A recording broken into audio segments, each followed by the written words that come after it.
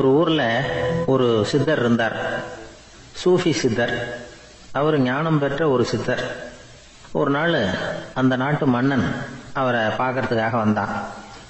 என்ன வேணும் உனக்குன்னு கேட்டார். நான் கடவுளை பார்க்கணும், அதுக்கு நீங்கள் தான் உதவி பண்ணணும் அப்படின்னா அவன். சித்தர் கொஞ்சம் யோசனை பண்ணார். சரி, போயிட்டு நாளைக்கு வாடினார். அதே மாதிரி மன்னன் போயிட்டு அடுத்த நாள் வந்தான். இங்கே நீ என்னோட ஒரு வாரம் தங்கியிருக்க வேண்டியிருக்கும்னார். சரின்னா ஒரு பிச்சை பாத்திரத்தை தூக்கி கையில் கொடுத்தார். அவனுக்கு ஒன்றும் புரியல, இருந்தாலும் வாங்கிட்டான். வாங்கிட்டு இதை என்ன செய்யணும் அப்படின்னு கேட்டான். இதை ஒன்றும் செய்ய வேணாம், இதை எடுத்துக்கிட்டு பக்கத்தில் உள்ள கிராமங்களுக்கு போ, வீடு வீடாக பிச்சை எடுத்துக்கிட்டு வா.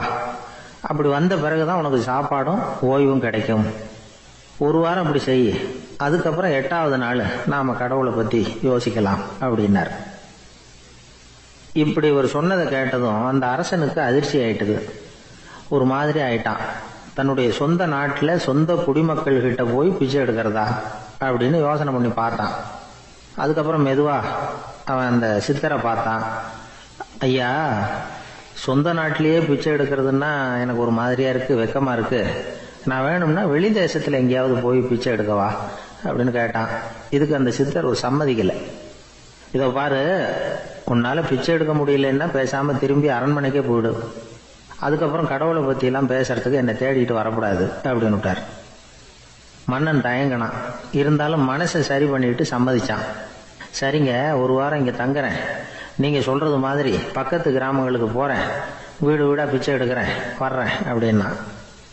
ஒரு வாரம் தெரு தெருவா பிச்சை பாத்திரத்தோட அலைஞ்சான். சொந்த ஊர்ல சொந்த குடிமக்கள் கிட்ட பிச்சை எடுத்தான். 7 நாள் முடிஞ்சது. 8வது நாள் அந்த சித்தர் மன்னனை கூப்பிட்டார். இப்படி வாழ்னார். வந்தான். இனிமே நீ கடவுளை பத்தி என்கிட்ட கேட்கலாம்னார். இனிமே கேட்கறதுக்கு ஒண்ணுமே இல்லை சுவாமின்னா இவன். ஒரு வார காலம் பிச்சை எடுத்த பிறகுதான் கடவுளை காண முடியும் அப்படின்னு நான் கனவு கூட காணவில்லைன்னா. அப்படின்னா நீ பிச்சை எடுத்த காலத்துல அப்படி என்னதான் நடந்தது அப்படின்னு கேட்டார் அவரு. சுவாமி, ஒரு வார காலம் பிச்சை எடுத்ததுல என்னுடைய ஆணவம் அழிஞ்சுட்டுது. அது இப்போ இருக்கிற இடமே தெரியல. இப்போ அதை காணவே காணோம். பிச்சைக்காரனா இருந்தப்போ பெற்றதை மன்னனாக இருக்கும்போது பெற முடியாதுங்கிறத புரிஞ்சுக்கிட்டேன் அப்படின்னா மன்னன். அடக்கம் பிறந்தவுடன் தெய்வீக கதவுகள் திறந்து கொள்ளுகின்றன அப்படிங்கிறார் ஓஷோ. நம்மால் ஒருத்தன் ஆணவம் அழியணுங்கிறதுக்காக ஒரு திருவோட்டை எடுத்துக்கிட்டு தெரு தெருவா பிச்சை எடுக்க ஆரம்பிச்சான். என்ன, தெய்வீக கதவுகள் திறந்துதா அப்படின்னு கேட்டார் ஒருத்தர். தெய்வீக கதவு திறக்கிறதுக்கு முன்னாடியே எங்க வீட்டு கதவு சாத்திக்கிட்டுதுன்னா. என்னடா சொல்றேன்னார். இனிமே வீட்டுக்குள்ளேயே வர வேணாம், இதையே தொழிலா வச்சுக்கோ அப்படின்னு எங்க வீட்டுல சொல்லிவிட்டாங்க சார் அப்படின்னு. உலகத்துல எது எதுக்கும் ஆராய்ச்சி கூடங்கள் இருக்குது இல்ல, அது மாதிரி தூக்கத்தை பத்தி ஆராய்ச்சி பண்றதுக்கு ஒரு ஆராய்ச்சி கூடம் இருக்குது. அப்படி ஆராய்ச்சி பண்ணணும்னா அதுக்கு மூழ்கிட்டு இருக்கணும்ல. அதனாலதான் அந்த ஆராய்ச்சி கூடம் இங்கே இல்லை. அமெரிக்காவில் பாஸ்டன் பல்கலைக்கழக மருத்துவமனையில அது இருக்குது. அங்க தூக்கத்தை பத்தி பல விதமான ஆராய்ச்சிகள் பண்ணிட்டு இருக்கிறாங்க. அந்த ஆராய்ச்சி கூடத்துல இயக்குனரா இருக்கிற ஒரு நிபுணர், அவர் என்ன சொல்றாரு தெரியுமா? உங்களுக்கு தூக்கம் வரலையா, நீங்க நல்லா தூங்குறதுக்கு தாராளமா சில யோசனைகளை என்னால சொல்ல முடியும் அப்படிங்கிறார். யோசனை தானே, காசா பணமா கேட்டு வச்சுக்கலாமே. உணவு, மனநிலை, தூங்கும் இடத்தோட சூழ்நிலை, படுக்கைக்கு செல்றப்போ உள்ள பழக்க வழக்கங்கள், இது காரணமா ஒருத்தருக்கு தூக்கம் வராம போகலாம். தூக்கம் வராததுக்கு இதுதான் காரணம்னா அதையெல்லாம் சுலபமா கட்டுப்படுத்தலாங்கிறார் அவர். தூக்கத்தை வரவழைக்கக்கூடிய ஒரு நல்ல மருந்து உடற்பயிற்சி. ஆனா ஒண்ணு, படுக்க போற நேரத்துல இது மாதிரி உடற்பயிற்சிகள் எல்லாம் செய்யக்கூடாது. கொஞ்சம் முன்னாடி பகல்லையே இந்த பயிற்சிகளை செய்யறது நல்லது. தூக்கம் வராம அவதிப்படுறவங்க பிற்பகல் நேரங்கள்ல காஃபி, டீ இது மாதிரி பானங்களை சாப்பிடக்கூடாது. மது அருந்துறது கூட தூக்கத்தை பாதிக்கும். வெது வெதுப்பான நீர்ல குளிக்கிறது, தியானத்துல ஈடுபடுறது, ஓய்வா இருக்கிறது, படுக்கிறது, அதாவது படுக்கிறதுக்கு முன்னாடி ஒரு குவளை பால் சாப்பிடுறது, இதெல்லாம் தூக்கத்தை வரவழைக்கிறது ரொம்ப உதவியா இருக்கும். இன்னொரு விஷயம் என்னன்னா, தூங்கி ஆகணுமேங்கிற கவலை வேண்டியதில்லை. அப்படி நினைச்சு கவலைப்படுறதை விட்டுடணும். தூக்கம் வரலையா, உடனே படுக்கையை விட்டு எழுந்திருக்க வேண்டியது. வெளியில வாங்க, வேற ஏதாவது வேலையில ஈடுபடுங்க, கொஞ்ச நேரம் உலாவுங்க, அல்லது ஏதாவது ஒரு புஸ்தகத்தை எடுத்து படிங்க. களைப்பு ஏற்பட்டா மறுபடியும் படுக்கைக்கு போங்க, தூக்கம் தானே வந்துடும். ஒரு விஷயத்த மட்டும் நல்லா ஞாபகத்துல வச்சுக்கணும். படுக்கைக்கு போறப்போ உங்க மற்ற எல்லா பிரச்சனைகளையும் மறந்துடணும். அது எப்படி சார் முடியும்? அந்த நேரம் தானே எல்லா பிரச்சனையும் வரிசையா ஞாபகத்துக்கு வருது அப்படின்னு நாம நினைக்கலாம். ஆனா பழக்கத்துல அதை நாம மாத்திக்க முடியும். கொஞ்சம் முயற்சி பண்ணணும், அவ்வளவுதான். இது எல்லாமே ஆராய்ச்சி பண்ணி பார்த்துட்டு அந்த நிபுணர் சொல்ற கருத்து தான். இன்னொரு விஷயமும் அவர் சொல்றார். அது என்னன்னா, உடல் கோளாறு காரணமா தூக்கம் வராம அவதிப்படுறவங்களுக்கெல்லாம் இந்த யோசனைகள் சரியா வராது அப்படிங்கிறார். அதுக்கெல்லாம் மருத்துவ சிகிச்சை கொடுத்து தான் சரி பண்ணணும். சில பேருக்கு நடு ராத்திரியில மூச்சு திணறல் ஏற்பட்டு தூக்கம் வராம போயிடும். ஊரெல்லாம் தூங்குறப்ப தான் மட்டும் தூங்காம மூழ்கிட்டு இருக்கிறது, ஊரெல்லாம் மூழ்கிட்டு இருக்கிறப்போ தான் மட்டும் தூங்குறது, இது மாதிரி கோளாறுகளால சில பேர் பாதிக்கப்படலாம். காலு தசை முறுக்கிக்கிறதுனால சில பேருக்கு அடிக்கடி விழிப்பு வரலாம். மன அழற்சி காரணமா சில பேருக்கு தூக்கம் வராது. இது மாதிரி கோளாறுகளுக்கெல்லாம் அதுக்கு தகுந்த மாதிரி சிகிச்சை கொடுத்துதான் சரி பண்ண வேண்டியிருக்கும். எந்த கோளாறும் இல்லாம தூக்கம் வரலைன்னா ஆரம்பத்துல சொன்ன முறைகளை கடைபிடிச்சு பார்க்கலாம். தூக்கம் வந்ததுன்னா யோசனை சொன்ன அந்த நிபுணருக்கு நன்றி சொல்லலாம். ஒருத்தர், ஏன் சார் பஸ்ல தூங்குறது கெட்ட பழக்கமானு கேட்டார். இல்லையே, நான் கூட பஸ்ல போறப்ப தூங்கிட்டு தானே போவேன் அப்படின்னாரு இன்னொருத்தர். அப்புறம் ஏன் என்ன டிரைவர் வேலை வேணாம்னு வீட்டுக்கு அனுப்பி வச்சுட்டாங்க அப்படின்னாராம் அவரு. ரொம்ப நாளைக்கு முன்னாடி ஒரு நாள் கோவலன் நாடகம் நடந்தது. எங்க மதுரையில நடந்தது. அதுல ஒரு முக்கியமான கட்டம், கண்ணகி கிட்ட சிலம்ப வாங்கிட்டு அதை விற்கிறதுக்காக மதுரை நகருக்கு புறப்படுறான் கோவலன்.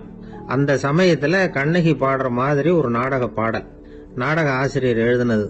அது என்ன பாட்டுன்னா, மா பாவியோர் கூடி வாழும் மதுரைக்கு மன்னா போகாதீர் என்று அப்படின்னு ஆரம்பிக்கும் அந்த பாட்டு. இதுதான் அந்த பாட்டு. இத கண்ணகி மேடையில பாடின உடனே கூட்டத்துல சலசலப்பு. நம்ம ஊர்லயே நமக்கு முன்னாடியே நின்னுகிட்டு மா பாவியோர் கூடி வாழும் மதுரை அப்படின்னு சொல்றாங்களே, என்ன தைரியம் அப்படின்னு எல்லாம் குழப்பம் பண்ண ஆரம்பிச்சுட்டாங்க. மக்கள் சத்தம் போட ஆரம்பிச்சுட்டாங்க. எதிர்ப்பு குரல் அது பாட்டுக்கு வர வர அதிகமாக போட்டுது. கொண்டுகிட்டு வா அந்த நாடக ஆசிரியரை, எழுதுனது யார் அப்படின்னு ஒரே சத்தம், கூச்சல். வேற வழி இல்லை. மெதுவா மேடைக்கு வந்தார் அந்த நாடக ஆசிரியர். 4 பக்கத்துல இருந்தும் கேள்வி கணைகள்.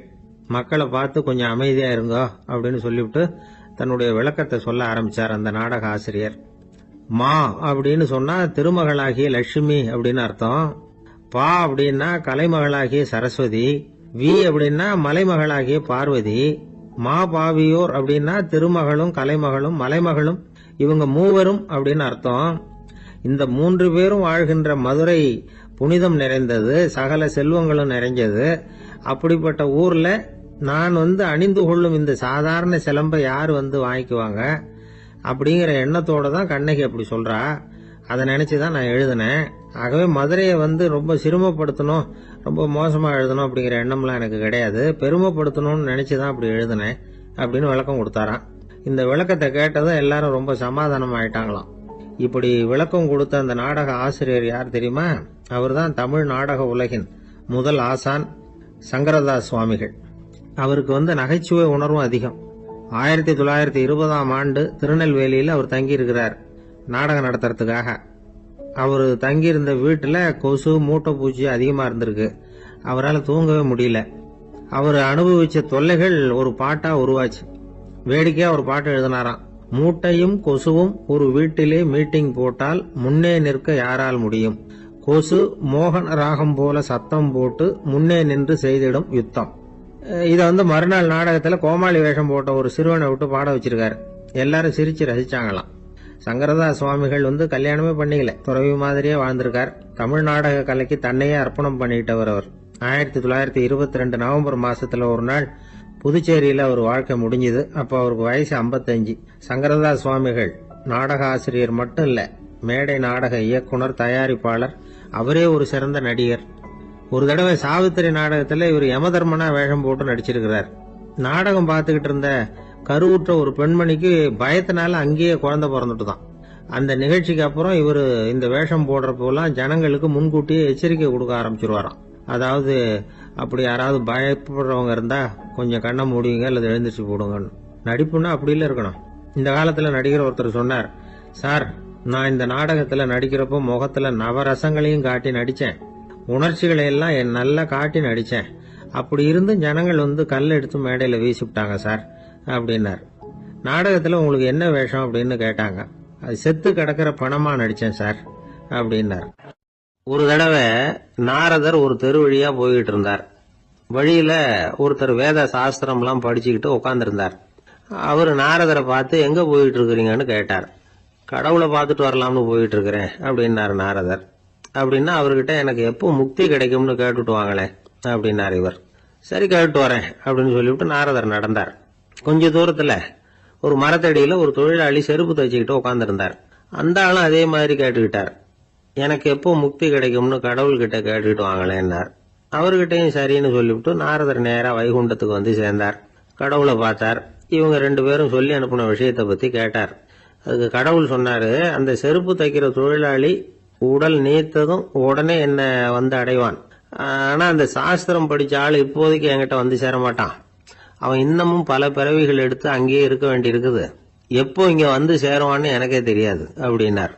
நாரதருக்கு இதோட ரகசியம் என்னங்கிறது புரியல. எனக்கு ஒன்னும் புரியலையேன்னாராம் கடவுள்கிட்ட. சீக்கிரம் புரிஞ்சுக்குவேன், நீ திரும்பி போறப்போ நான் இங்க வைகுண்டத்துல என்ன செஞ்சுக்கிட்டு இருக்கேன்னு கேட்டா, ஒரு ஊசியின் துவாரத்துல ஒரு யானைய கோத்துக்கிட்டு இருக்கிறேன்னு அவங்க கிட்ட சொல்லு அப்படின்னார் கடவுள் சிரிச்சுக்கிட்ட. நாரதர் பூமிக்கு திரும்பினார்.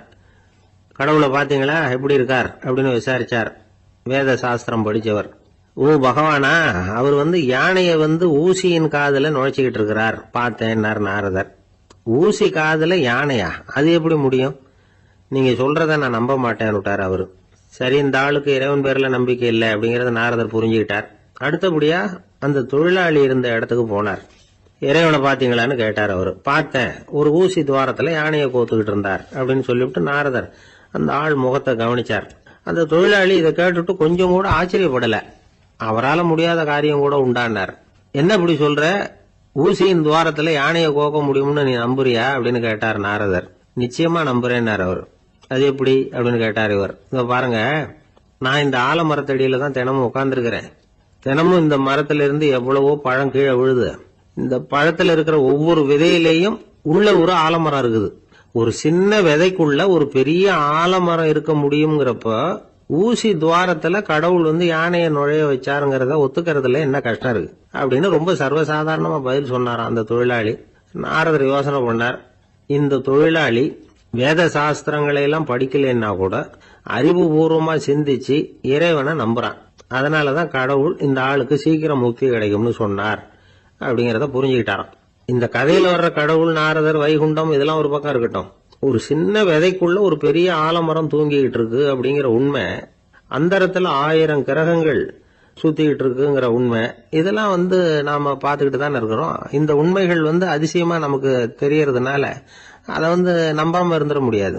இயற்கையை பரிபூர்ணமாக நம்புங்கள், அந்த நம்பிக்கையே நம்ம வாழ்க்கைக்கு ஆதாரம் அப்படிங்கறத விளக்கறதுக்காக தான் இந்த கதை.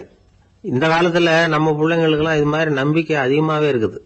ஒரு நாள் ஒரு சின்ன பையன் கிட்ட கேட்டேன், ஏன்பா கடவுள் ஒரு பானைக்குள்ள ஒரு யானையை நுழைய வச்சுட்டாருன்னு சொன்னா அதை நீ நம்புவியா அப்படின்னு கேட்டோம். நம்புவேன் சார், அது ஒன்றும் பெரிய அதிசயம் இல்லைன்னா. எப்படின்னு கேட்டோம்.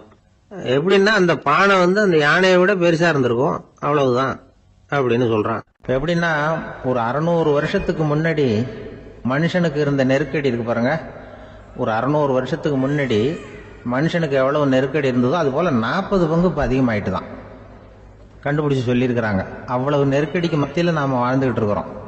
ஒரு 600 வருஷத்துக்கு முன்னாடி என் தலையில 1 கிலோ வச்சுக்கிட்டு நின்னேன்னு வைங்க, இப்ப 40 கிலோ வச்சுக்கிட்டு நிக்கிறேன்.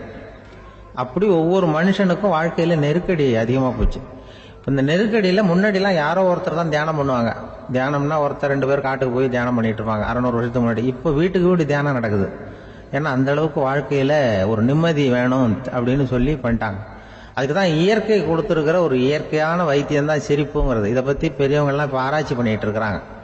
சிரிப்புங்கிறது நாம பிறந்து ஒரு 6 மாசத்துல தான் முதல் தடவையா விவரமா சிரிக்க ஆரம்பிக்கிறோமா. நம்ம பிறந்து 6 மாசத்துக்கு, அதாவது முதல் தடவை சிரிக்க ஆரம்பிக்கிறது ஒரு 6வது வாரம், 1.5 மாசத்துல தான் குழந்தை விவரமா சிரிக்க ஆரம்பிக்குது. அப்புறம் அப்படியே சிரிக்க ஆரம்பிக்கிறோம். அதெல்லாம் இப்ப கணக்கு எடுத்திருக்கிறாங்க. ஒரு குழந்தை ஒரு நாளைக்கு 200 தடவை சிரிக்குதான் ஒரு குழந்தை. பெரியவங்க எல்லாம் 15 தடவை சிரிக்கிறாங்களாம்.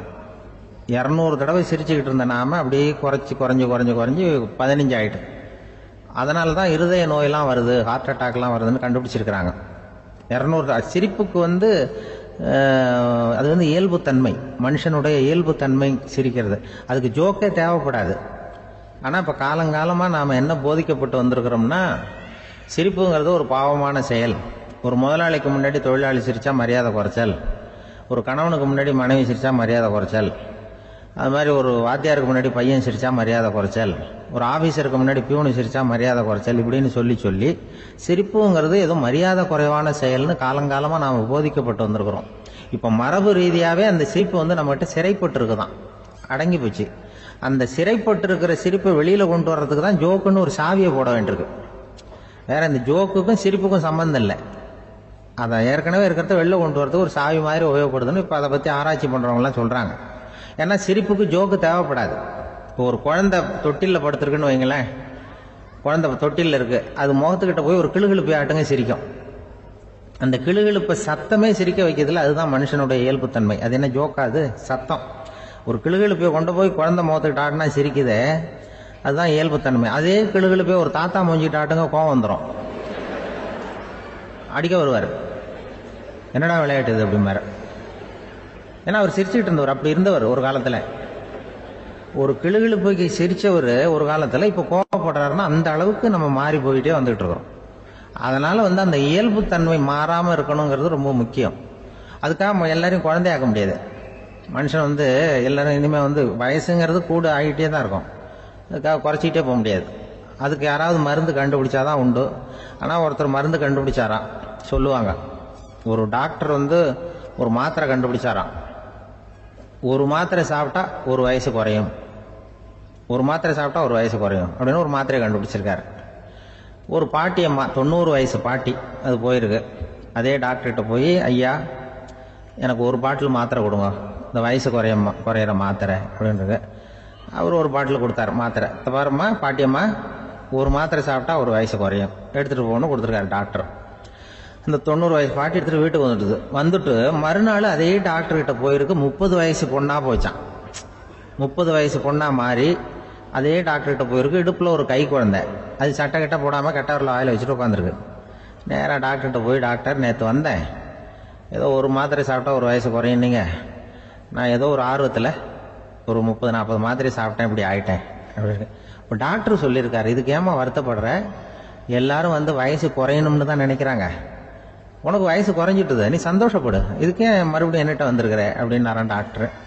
அப்போ அந்த அம்மா சொல்லிச்சேன், அதை என்னை பற்றி பரவாயில்ல டாக்டர், என் இடுப்பில் பாருங்கள் கை குழந்தை, இது சட்டை கிட்ட போடாமல் உட்காந்துருக்கு, கட்டவரில் வாயில் வச்சுட்டு உட்காந்துருக்கு, இது ரொம்ப ஆர்வத்தில் ஒரு 70 மாத்திரையை சாப்பிட்டு விட்டுது, இது என் வீட்டுக்காரரு.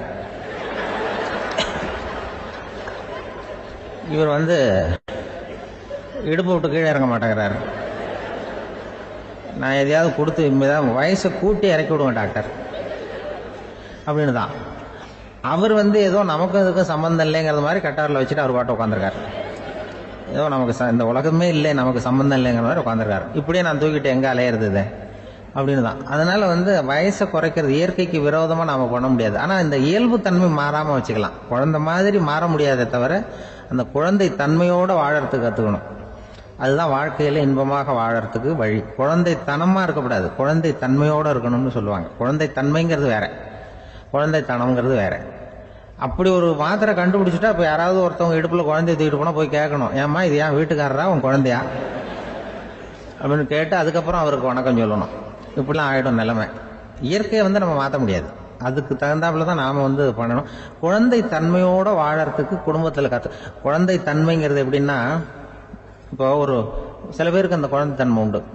ஒரு வீட்டில் ஒரு புள்ள படுத்திருக்கு, அம்மா எழுப்புறாங்க, காலேஜுக்கு நேரமாச்சு எழுந்திருப்பா, காலேஜுக்கு நேரமாச்சு எழுந்திருப்பா அப்படின்னு. அந்த அம்மா அந்த புள்ள சொல்லியிருக்கு, ஐயோ எனக்கு காலேஜுக்கு போகிறதுக்கே பிடிக்கலம்மா, என்னை தொந்தரவு பண்ணாத, காலேஜுக்கு போகிறதுக்கு எனக்கு பிடிக்கல அப்படின்னு தான்.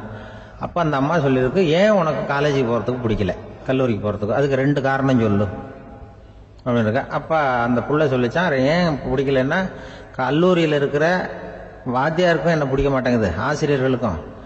2வது காரணம், கல்லூரியில் படிக்கிற மாணவர்களுக்கும் என்ன பிடிக்கல, அதனால நான் காலேஜுக்கு போக மாட்டேன்ற குழந்தை புள்ள சொல்லியிருக்கு. அம்மா அப்படிலாம் நீ இதுக்காக போகாமல் இருக்கக்கூடாது, நீ போய் தான் ஆகணும் அப்படின்னு பிடிவாதமாக அந்த அம்மா பிள்ளைய எழுப்புனாங்களாம். சரி நான் எதுக்கு காலேஜ் போகணும்னு சொல்கிறேன், அதுக்கு நீ 2 காரணம் சொல்லு அப்படின்னு தான் அந்த புள்ள. அப்போ அந்த அம்மா சொன்னாங்களாம், நீ ஏன் காலேஜுக்கு போகணும்னா, முதல் காரணம் உனக்கு வயசு 52, ரெண்டாவது காரணம் நீ தான் பிரின்சிபால் அப்படின்னு தான். என்ன இருந்தாலும் அவங்க அம்மாவுக்கு அது புள்ள தானே. அதுதான் குழந்தை தன்மைங்கிறது. 52 வயசுலையும் குழந்தை தன்மையோடு இருக்கார் பாருங்க, அதுதான் அந்த குழந்தை தன்மையோடு வாழறது தான் வெற்றிக்கு வழின்னு சொல்லுவாங்க. ஒரு ஊரில் ஒருத்தர் இருந்தான். ஏதோ ஒரு சின்ன அலுவலகத்தில் வேலை பார்த்துக்கிட்டு இருந்தான். ரொம்ப ஏழை. வர்ற கொஞ்சம் வருமானத்தை வச்சு வாழ்க்கையை ஓட்டிகிட்டு இருந்தான். ஒரு நாள் தெரு வழியாக அவன் நடந்து வந்துக்கிட்டு இருக்கிறான். தெருவில் ஒரு காசு கிடந்தது. அதை பார்த்துட்டான். அது குனிஞ்சு எடுத்தான். அது ஒரு பழங்கால காசு. அந்த காசு நடுவில் ஒரு துளை இருந்தது. அதாவது துளையிட்ட நாணயம். பழங்காலத்தில் புழக்கத்தில் இருந்த ஒரு நாணயம் அது. துளையிட்ட நாணயம் கிடைச்சதுன்னா ரொம்ப நல்லது, அது அதிர்ஷ்டம் அப்படின்னு ஒரு நம்பிக்கை உண்டு. இவன் கையில் அது கிடைச்சதும் ரொம்ப சந்தோஷப்பட்டான். இனிமேல் என்னுடைய கஷ்டம்லாம் தீரப்போகுது, அதிர்ஷ்டம் என்னை தேடி வரும், நான் பணக்காரன் ஆகிடுவேன் அப்படின்னு சொல்லிட்டு அந்த காசை தன்னுடைய கோட்டு பையில் பத்திரமா போட்டு வச்சுக்கிட்டான். அடிக்கடி அதை தொட்டு பார்த்துக்கிறது உண்டு, வெளியில் எடுக்க மாட்டான். இப்படியே கொஞ்ச காலம் ஆச்சு. அதுக்கப்புறம் என்னாச்சு தெரியுமா? நிஜமாவே அதிர்ஷ்டம் அவனை தேடி வர ஆரம்பிச்சுட்டுது. செல்வம் வந்து குவிஞ்சுது. பணம், பதவி, புகழ் எல்லாம் வந்து சேர்ந்தது. சமூகத்தில் அவன் ஒரு பெரிய மனுஷன் ஆயிட்டான். எல்லாரும் அவனை பாராட்டினாங்க. அவன் எதை தொட்டாலும் வெற்றி, எல்லாம் அந்த காசோட மகிமை அப்படின்னு அவன் மனசுக்குள்ளே நினச்சிக்கிட்டான். தினமும் காலையில் அந்த கோட்டை போட்டுக்கிட்டு தான் வெளியில் கிளம்புவான். புறப்படுறதுக்கு முன்னாடி கோட்டு பாக்கெட்டை தொட்டு பார்த்துக்குவான், உள்ளே காசு இருக்கா அப்படிங்கிறத உறுதிப்படுத்திக்குவான். அதுக்கப்புறம் தான் வெளியில் கிளம்புவான். இப்படியே பல வருஷம் ஓடி போச்சு. ஒரு நாள் அவனுக்கு அந்த ஆசை வந்துட்டுது. அதாவது அந்த துளையிட்ட நாணயத்தை எடுத்து கண்ணால் பார்க்கணும் அப்படின்னு. காலையில் சாப்பிட்டுக்கிட்டு இருந்தான். அப்போ தன்னுடைய மனைவி கிட்ட சொன்னான், ரொம்ப நாளைக்கு அப்புறம் என்னுடைய அந்த நாணயத்தை இன்னைக்கு வெளியில் எடுத்து பார்க்க போகிறேன்னா. என்னத்துக்கு அது, இப்போ அதை பார்க்க வேணாமே அப்படின்னு மெதுவாக இழுத்தாங்க அந்த அம்மா. இல்லை நான் பார்த்தே தீரணும் அப்படின்னு அவன் தன்னுடைய சட்டை பைக்குள்ள கையை விட்டான். உள்ளே இருந்த நாணயத்தை வெளியில் எடுத்தான். பார்த்தா அவனுக்கு ஆச்சரியமாக போச்சு. அந்த நாணயத்தில் துளையே இல்லை. என்ன ஆச்சு அப்படின்னு சொல்லி அவன் ரொம்ப குழம்பி போயிட்டான். இப்போ அந்த அம்மா சொன்னாங்க, நான் தான் ஒரு நாள் உங்கள் கோட்டு ரொம்பவும் தூசியாக இருக்கேன்னு சொல்லி அதை ஜன்னலுக்கு வெளியில் உதறினேன். உள்ளே இருந்த அந்த காசு அப்போ எனக்கு தெரியாது, ஞாபகத்தில் இல்லை. அது தெருவில் விழுந்துட்டது போல இருக்கு. அதுக்கப்புறம் எவ்வளவோ தேடி பார்த்தேன், கிடைக்கல. அதுக்குள்ளே அதை யாரோ எடுத்துகிட்டு போயிட்டாங்க போல இருக்கு. அது இல்லைங்கிறது உங்களுக்கு தெரிஞ்சால் வருத்தமாக இருக்குமேங்கிறதுக்காக நான் தான் வேற ஒரு நாணயத்தை எடுத்து சட்டை பைக்குள்ளே வச்சுட்டேன் அப்படின்னு விவரத்தை சொன்னாங்க அந்த அம்மா. இது எப்போ நடந்ததுன்னு கேட்டான். உங்களுக்கு அந்த காசு கிடைச்சதே அன்னைக்கு மறுநாளே இது நடந்து போச்சு அப்படின்னாங்களாம். இதை கொஞ்சம் யோசனை பண்ணி பாருங்க. அவனுக்கு அதிர்ஷ்டத்தை கொடுத்தது அந்த நாணயம் இல்லை, அவனுடைய நம்பிக்கை, அதாவது தன்னம்பிக்கை. அதுதான் வேலை செஞ்சிருக்கு. இதிலிருந்து நாம் தெரிஞ்சுக்க வேண்டியது என்னன்னா, வாழ்க்கையில் முன்னேற நினைக்கிறவங்களுக்கு தன்னம்பிக்கை ரொம்ப முக்கியம். அது இல்லைன்னா முன்னேற முடியாது. ஒருத்தன் சொன்னானா, நான் எப்போவுமே என்னதான் சார் நம்புவேன், மற்றவங்கள நம்ப மாட்டேன். நேற்றுக்கு பாருங்க, திடீர்னு 10 பேர் என்னை அடிக்க வந்துட்டாங்க, நான் ஒருத்தனாவே அதை சமாளித்தேன் அப்படின்றான் ரொம்ப பெருமையா. அது எப்படின்னு கேட்டாங்களாம். ஒரே ஓட்டமாக அங்கேருந்து ஓடி வந்துட்டேன் அப்படின்னு நானா. நம்மள மாதிரி ஒரு ஆசாமி அவன் நம்மள மாதிரியே கற்பனை பண்ணான். அதாவது நாம தான் இந்த உலகத்துல ரொம்பவும் கஷ்டப்படுறோம், மற்றவங்க எல்லாம் சந்தோஷமா இருக்கிறாங்க அப்படின்னு அவன் நினைச்சுக்கிட்டான். அவன் ஒரு நாள் கடவுளை வேண்டிக்கிட்டானா, சுவாமி, இந்த உலகத்துல எவ்வளவோ பேர் இருக்கிறாங்க, ஒவ்வொருத்தருக்கும் ஒவ்வொரு விதமான கஷ்டம் இருக்கலாம், ஒத்துக்கிறேன். இருந்தாலும் எனக்கு அது கொஞ்சம் அதிகமா இருக்கிறது மாதிரி தெரியுது. அதனால நீங்க எனக்காக ஒரு சின்ன உதவி செஞ்சா போதும். அது வேற ஒண்ணும் இல்ல, என்கிட்ட இருக்கிற துயரங்களை இன்னொருத்தர் யாருகிட்டயாவது கொடுத்துருங்க, அவர்கிட்ட இருக்கிற துயரங்களை என்கிட்ட மாத்தி கொடுத்துருங்க. ஒரு மியூச்சுவல் டிரான்ஸ்பர், அவ்வளவுதான். அப்படி பண்ணிவிட்டா போதும் அப்படின்னு வேண்டிக்கிட்டானா. அன்னைக்கு ராத்திரியே அவன் ஒரு கனவு கண்டிருக்கான். வானத்திலிருந்து ஒரு குரல் கேட்டிருக்கு. அது என்ன சொல்லிச்சு தெரியுமா? ஏ ஜனங்களே, எல்லாரும் அவங்கவுங்க கஷ்டங்களை ஒரு பையில போட்டு எடுத்துக்குங்க. அப்படி எடுத்துக்கிட்டு நேரா இந்த ஊர் எல்லையில இருக்கிற கோயிலுக்கு வந்து சேருங்க அப்படின்னு அந்த குரல். ஆஹா, கடவுள் நம்ம பிரார்த்தனைக்கு செவி சாய்ச்சுட்டார் அப்படின்னு சந்தோஷப்பட்டான் இவன். உடனே என்ன பண்ணான், தன்கிட்ட இருந்த கஷ்டத்தையெல்லாம் ஒரு சாக்கு பையில போட்டு எடுத்துக்கிட்டான். வீட்டை விட்டு வெளியில வந்தான். தெருவில் இறங்கி நடக்கிறான். அங்க பார்த்தா ஏகப்பட்ட பேர் ஆளுக்கு ஒரு பைய தூக்கிக்கிட்டு கோயிலுக்கு போயிட்டு இருக்கிறாங்க. சில பேர் மூட்டையா கட்டி தலையில சுமந்துக்கிட்டு போயிட்டு இருக்கிறாங்க. இவன் பார்த்தான். இவனுக்கு ரொம்ப ஆச்சரியமா இருந்தது. ஏன்னா எல்லாரும் வச்சிருக்கிற பை இவன் பைய விட பெருசா இருந்தது. இவன் பை தான் இருக்கிறதுலயே கொஞ்சம் சின்னதா தெரிஞ்சது. இப்ப அவன் மறுபடியும் சாமியை வேண்டிக்கிட்டான். கடவுளே, இப்ப உள்ள சூழ்நிலையை கவனிச்சா என்கிட்ட இருக்கிற பைய பரவாயில்லன்னு தோணுது. அதனால வேற பை எதையும் மாத்த வேணாம், இதுவே பரவாயில்ல, இந்த பையோட திரும்பி வீட்டுக்கு போனா போதும்னு நினைக்கிறேன் அப்படின்னு ஏதோ நினைக்க ஆரம்பிச்சுட்டான் அவன். எல்லாரும் கோயிலுக்கு போய் சேர்ந்தாங்க. கோயில்ல அந்த குரல் மறுபடியும் கேட்டுது. எல்லாரும் அவங்கவுங்க பைகளை சோகத்துல தொங்க விடுங்க, திடீர்னு விளக்குகள் அணையும், மணி அடிக்கப்படும், அதுதான் அடையாளம். அந்த சமயத்துல இருட்டுல உங்களுக்கு வேண்டிய பைய நீங்க மாத்தி எடுத்துக்கலாம், தேர்ந்தெடுத்துக்கலாம். வெளிச்சம் இருக்கிறப்பவே உங்களுக்கு பிடிச்ச பைக்கு பக்கமா பார்த்து நீங்க நின்னுக்கலாம் அப்படின்னு சொல்லி விவரம் சொல்லிச்சான் அந்த குரல். அப்படி சொன்னதுக்கு அப்புறம் திடீர்னு விளக்கு அணைஞ்சுது, மணி அடிச்சுது. கொஞ்ச நேரம் கழிச்சு மறுபடியும் விளக்குகள்லாம் எரிஞ்சுது. இப்போ பார்த்தா எல்லாரும் அவங்கவுங்க பையையே கெட்டியா பிடிச்சிக்கிட்டு நிக்கிறாங்க. இவனும் அப்படியே நிக்கிறான். இவன் மெதுவா பக்கத்துல நிக்கிறவங்க கிட்ட கேட்டானா, ஏன் நீங்க பைய கையிலேயே வச்சிருக்கிறீங்க, செவுத்துல மாட்டலையா அப்படின்னு கேட்டிருக்கான்.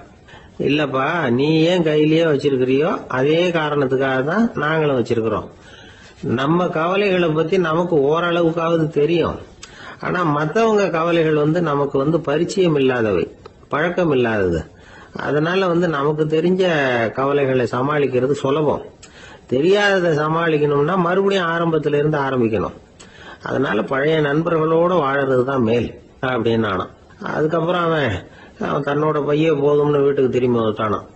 இது ஒரு பெரியவர் சொல்லி இருக்கிற கதை. அதனால நம்ம கிட்ட இருக்கிற கஷ்டங்கள் தான் பெருசு, அதை இன்னொருத்தங்கிட்ட கொடுத்துட்டு மாத்திக்கலாம் அப்படின்னு நினைக்கிறது தப்பு. இதே மாதிரி இன்னொரு சம்பவம். ஒரு ஊர்ல ஒரு நாள் ராத்திரி ஆகாயத்தில இருந்து கடவுள் குரல் கேக்குது.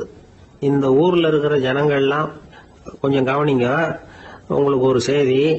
அதாவது இங்க இருக்கிற ஜனங்கள்லயே கொஞ்சம் கூட கவலையே இல்லாத ஆள் யாருன்னு எனக்கு தெரியணும். அதனால எல்லாரும் அவங்க கவலைகளை ஒரு பையில போட்டு எடுத்துக்கிட்டு கோயிலுக்கு வாங்க அப்படின்னாரு கடவுள். உடனே வரிசையா எல்லாரும் வர ஆரம்பிச்சாங்க. எல்லார் கையிலயும் பை இருந்தது, சின்னதும் பெருசுமா. கவலையே இல்லாத ஆள் யாருன்னு தேடினார் கடவுள். ஒரே ஒரு ஆள் மட்டும் கையில எதுவும் இல்லாம வெறும் கையை வீசிக்கிட்டு ரொம்ப ஜாலியா நடந்து வந்துகிட்டு இருந்தான். கடவுள் அவங்க கிட்ட போனார். ஏன்பா உனக்கு கவலையே இல்லையா அப்படின்னு கேட்டார். எனக்கும் சில கவலைகள்லாம் உண்டு அப்படின்னு அவன். எங்க அதெல்லாம்னு கேட்டிருக்காரு கடவுள். பின்னாடி லாரியில வந்துகிட்டு இருக்கு அப்படின்னு அவன். ஒரு ஊர்ல ஒரு ஆள் இருந்தான். நிறைய பணம் சேர்த்தான். அவனுக்கு சம்பாதிக்க தெரியுமே தவிர செலவு பண்ண தெரியாது. மகா கஞ்சன். காசை கையில எடுக்கவும் மாட்டான். எடுத்தா செலவு செய்ய வேண்டியிருக்குமே. அதனால இப்படியே அவன் காலத்தை ஓட்டி விட்டான். வயசாயிட்டுது.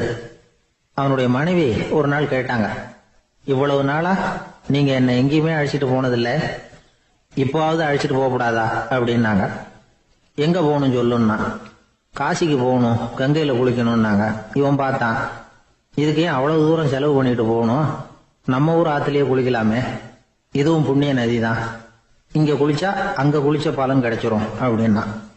சரின்னு 2 பேரும் ஆத்தங்கரைக்கு போனாங்க. அன்னைக்கு ஏதோ விசேஷம், நிறைய கூட்டம், நிறைய பேர் குளிச்சுக்கிட்டு இருக்கிறாங்க.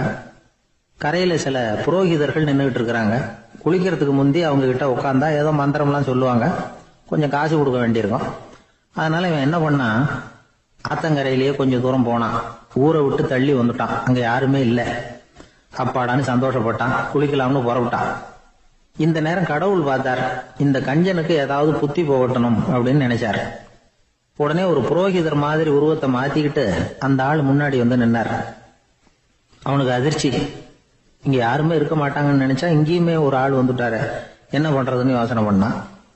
புரோகிதர் உருவத்தில் இருந்த கடவுள் சொன்னார், இதை பாருங்க, இன்னைக்கு விசேஷ நாள், நீராடுறதுக்கு முன்னாடி சுயகல்பம் பண்ணிக்கிறது ரொம்ப நல்லது அப்படின்னார். என்கிட்ட பணம் எதுவும் இல்லையேன்னா. பரவாயில்ல, அப்புறமா கொடுங்க, வாங்கிக்கிறேன். ஆனா ஒண்ணு, எவ்வளவு கொடுப்பீங்கிறத மட்டும் இப்பவே சொல்லி கொடுங்க அப்படின்னாரு. இவன் ரொம்ப யோசனை பண்ணான். ஒரு 10 பைசா தரேன் அப்படின்னா. சரின்னு ஒத்துக்கிட்டு எல்லா கிரியைகளையும் அவர் செஞ்சார். அதுக்கப்புறம் கணவனும் மனைவியும் ஆத்துல குளிச்சாங்க. அவர் போயிட்டார். கொஞ்ச நாள் கழிச்சு அவன் வீட்டுக்கு வந்தார் கடனை வசூல் பண்றதுக்கு. வாசல்ல நின்றுகிட்டு இருந்த அவன் மனைவி இவரை பார்த்ததும் தயங்க ஆரம்பிச்சாங்க. அந்த அம்மா கிட்ட விஷயத்த சொன்னார். அந்த அம்மா ஓடி போய் உள்ள இருக்கிற தன்னுடைய கணவர்கிட்ட சொன்னாங்க. அவன் யோசனை பண்ணான், இப்ப வெளியில போனா அவனுக்கு 10 காசு கொடுக்க வேண்டியிருக்கும், அதனால எனக்கு காய்ச்சல்னு அந்த ஆளுகிட்ட சொல்லிவிடு, இன்னொரு சந்தர்ப்பத்துல என்னை வந்து பார்க்க சொல்லு அப்படின்னா. அந்த அம்மா போய் சொன்னாங்க. அப்படிங்களா, அப்படின்னா அவரை நான் உடனே போய் பார்க்கணுமே அப்படின்னு உள்ள நுழைய ஆரம்பிச்சார். அவங்க மறுபடியும் இருங்க தான் வரேன்னு சொல்லிவிட்டு உள்ள ஓடி விஷயத்த சொன்னாங்க. இது எதுடா வம்பா போச்சு அப்படின்னு பார்த்தான். மனைவியை கிட்டத்துல கூப்பிட்டான். இந்த பாரு, ஜன்னி கண்டு நான் இறந்து போயிட்டதா சொல்லிவிடு அப்படின்னா சொன்னாங்க. புரோகிதர் பார்த்தார். அப்படின்னா ஒரு வழியா இருந்து அவருடைய இறுதி சடங்குகளையும் நானே முடிச்சுட்டு போயிடுறேன் அப்படின்னார். உள்ள இருந்தவன் யோசனை பண்ணான், அந்த ஆளு என்ன விட மாட்டான் போல இருக்கு, அதனால ஒரு சவப்பெட்டியில என்னை வச்சு தூக்கிக்கிட்டு மயானத்துக்கு போங்க பாத்துக்கலாம் அப்படின்னா. புரோகிதரை விடுற மாதிரி இல்ல, கூடவே நடந்து போயிட்டு இருக்கிறார். அங்க இறக்கி சடங்குகளை முடிச்சுட்டு தீ வைக்கிற நேரம் பொட்டிக்குள்ள இருந்த நம்ம ஆளு அலறி அடிச்சுட்டு வெளியில ஓடி வந்தான். புரோகிதர் உருவத்தில் இருந்த கடவுள் சிரிச்சார், தன்னுடைய சுய உருவத்தை காட்டினார். அதுக்கப்புறம் அவனை கூப்பிட்டு, இத பாருப்பா, ஏன் இப்படி அல்லாடுற, ஏதாவது வர வேணும்னா கேள் தரேன் அப்படின்னார். அவன் யோசனை பண்ணான். பகவானே, ஒரே ஒரு வரம் தான் உங்ககிட்ட கேட்கணும்னா. என்ன வேணும் கேளுன்னார். அந்த 10 பைசா தட்சணையை தள்ளுபடி பண்ணா போதும் அப்படின்னா. கடவுளும் சரின்னு சொல்லிட்டு போயிட்டார். இப்படி ஒரு கதையை சுவாமி சிவானந்தர் சொல்லியிருக்கிறார். செல்வந்தர்கள் பல பேர் இப்படித்தான் இருக்கிறாங்க. தாங்களும் அனுபவிக்க மாட்டாங்க, அடுத்தவங்களுக்கும் கொடுக்க மாட்டாங்க. இது மாதிரியான கஞ்சர்களுக்கு இந்த உலகம் இல்லை, அந்த உலகம் இல்லைங்கிறார் அவர். இந்த கதையில கடவுள் கடன் வசூலுக்கு வந்தது மாதிரி நம்ம ஊர் ஆள் ஒருத்தன் இன்னொருத்தர்கிட்ட 10 பைசா கடன் கொடுத்துட்டான். திருப்பி வாங்கறதுக்கு நடையா நடக்கிறான். கடைசியா கேட்டான், நீ எப்பதான் கடனை திருப்பி தர போற, அதை முடிவா சொல்லுன்னா. வர்ற வியாழக்கிழமை கண்டிப்பா கொடுத்துருவேன் அப்படின்னானா அவன். அன்னைக்கு நான் ஊர்ல இருக்க மாட்டேனே அப்படின்னானா இவன். அதனால என்ன, நானும் தான் அன்னைக்கு ஊர்ல இருக்க மாட்டேன் அப்படின்னானா. கப்பல் கடல்ல போய்கிட்டு இருக்கு. புயல், சூறாவளி, அலையெல்லாம் பெருசு பெருசா ரொம்ப உயரமா உண்டாகுது. கடுமையான காற்றிலேயும் வேகமான அலைகள்லேயும் சிக்கி அந்த கப்பல் தடுமாறுது. திசை மாறி போச்சு. எந்த பக்கம் போயிட்டு இருக்கிறோம்னே தெரியல. அந்த கப்பலை செலுத்திக்கிட்டு இருந்த மாலுமி ரொம்ப சாமர்த்தியமா செயல்பட்டார். தன்னுடைய அறிவாற்றலையும் திறமையையும் முழுமையா பயன்படுத்தினார். அந்த கப்பலை கட்டுப்படுத்தினார். மெதுவா அந்த சூறாவளியிலிருந்து கப்பலை காப்பாற்றி கரைக்கு கொண்டுட்டு வந்து சேர்த்துட்டார். மாலுமின்னு ஒருத்தர் இருந்ததுனால அந்த மரக்கலம் காப்பாற்றப்பட்டது. மாலுமின்னு ஒருத்தர் இல்லைன்னு வச்சுக்கோங்க, அந்த கப்பலோட கதி என்னவா இருக்கும் யோசிச்சு பாருங்க. ஒரு கோபக்காரனுடைய நிலைமையும் அப்படித்தானா. கோபக்காரன்கிறவன் ஒரு மாலுமி இல்லாத மரக்கலம் அப்படிங்கிறார் நபிகள் நாயகம். கொந்தளிக்கிற கடல்ல கொடுமையான அலைகளின் உச்சியில அல்லல் படுகிற மரக்கலத்தை விட மோசமானது கோபக்காரனின் நிலைமை அப்படிங்கிறது அவருடைய கருத்து. அது மாதிரி இதுன்னு சொல்லல, அதை விட மோசம் இது அப்படிங்கிறார். ஏன் தெரியுமா, ஒரு கப்பல் கடல்ல தடுமாறினா அதை சரிப்படுத்த மாலுமி இருக்கிறார். அவர் தன்னுடைய சாமர்த்தியத்தினால அதை கட்டுப்படுத்தி சரியான வழிக்கு கொண்டுட்டு வந்துடுவார். ஆனா கோபக்காரனுடைய நிலைமை அப்படி இல்லை அப்படிங்கிறார் நபிகள் நாயகம். மனித மனம் ஒரு மரக்கலம், அறிவு அதில் இருக்கிற மாலுமி. மாலுமி மரக்கலத்தை செலுத்துறான், அவனுக்கு கட்டுப்பட்டு அது ஓடுது. ஆனா கோபக்காரன்கிற மனுஷங்கிட்ட அறிவுங்கிற மாலுமி சரியா வேலை செய்ய மாட்டான். ஏன்னா கோபம் அந்த மாலுமியின் கண்களை அவிச்சிரும், காதுகளை கேட்காம பண்ணிவிடும். கண்ணையும் காதையும் மூடி விட்டு கப்பலை ஓட்டுனா எப்படி ஓட்டுறது? அதனால கோபக்காரன் மாலுமி இல்லாத மரக்கலம். இடி மின்னல்ல மாட்டிக்கிட்டு கஷ்டப்படுற கப்பல் மாதிரி கஷ்டப்படுறான். பெரியவங்கள்லாம் என்ன சொல்றாங்க, உனக்கு கெடுதல் பண்ணவனுக்கும் நீ நன்மையை செய், எவருடைய விருப்பு வெறுப்பையும் பொருட்படுத்தாதே, பரம எதிரிக்கும் நீ நன்மை செய்ய ஆரம்பிச்சா உன்னுடைய தூய நிலையை பார்த்துட்டு அவனும் உனக்கு நெருக்கமான நண்பனா ஆயிடுவான்.